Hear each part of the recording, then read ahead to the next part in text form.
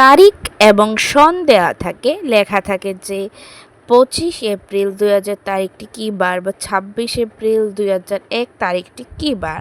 এই ধরনের কোয়েশনগুলি মূলত চাকরিমূলক পরীক্ষার মধ্যে কম্পিটিটিভ এক্সামে এসে থাকে কোয়ান্টে। সেই কোশ্চেনটা কিভাবে তোমরা সলভ করবে সেটা জেনে নাও এই ভিডিওটাতে, পুরো দেখে নাও। যে ফরেস্টারের মধ্যে যে কোয়ান্টে 20 মার্কসের সেকশন আছে সেখানেও আসবে অবশ্যই। ত্রিপুরার হাইকোর্টের এক্সামে এসেছিল এই ধরনের কোশ্চেন।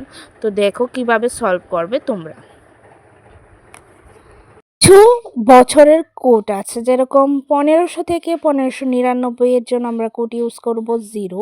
1600 থেকে 1699 এর মধ্যে যে ইয়ারগুলি থাকবে সেগুলিতে আমরা ইউজ করব 6। 1700 থেকে 1799 এর যে ইয়ারগুলি থাকবে মধ্যে সেগুলিতে ইউজ করব 4। 1800 থেকে 1899 পর্যন্ত যে ইয়ারগুলি থাকবে সেগুলিতে ইউজ করব 2। 1900 থেকে 1999 পর্যন্ত যে ইয়ারগুলি হবে সেগুলিতে ইউজ করব 0। 2000 থেকে 2099 পর্যন্ত যে ইয়ারগুলি হবে সেগুলির মধ্যে ইউজ করব 6। এখন মাসগুলিতে আমরা কোন কোন কোড ইউজ করব এখানে লিস্ট আউট করে দিয়েছি। দেখো, জানুয়ারি মাস হলে 0 ইউজ করব, ফেব্রুয়ারি মাস হলে 3 ইউজ করব, মার্চ হলে 3, এপ্রিল হলে 6, মে হলে 1 এবং জুন হলে 4 ইউজ করব।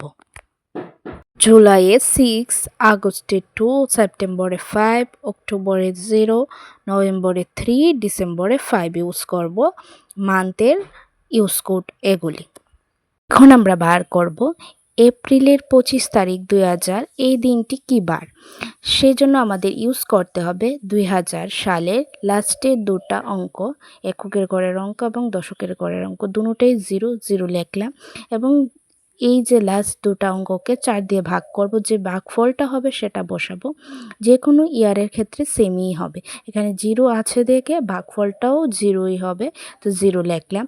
2000-এর যে 2000 থেকে 2099 পর্যন্ত এই ইয়ারের জন্য ইয়ার কোডটা উপরে দেখবে 6 আছে, আমরা সেই 6টা লিখলাম। তারপর আমরা 25 তারিখের জন্য বার করব, তো 25 লিখব এবং এপ্রিল মাসের কোডটা হলো 6।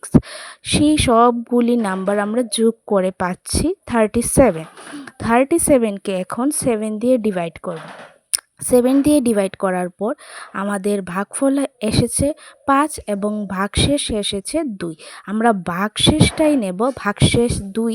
এই যে 2 কোডটা ডের জন্য যে ইউজ কোডগুলি ব্যবহার করা হয় সেখানে 2 আছে মঙ্গলবারে, তাহলে 2000-এর 25 এপ্রিল দিনটি হলো মঙ্গলবার।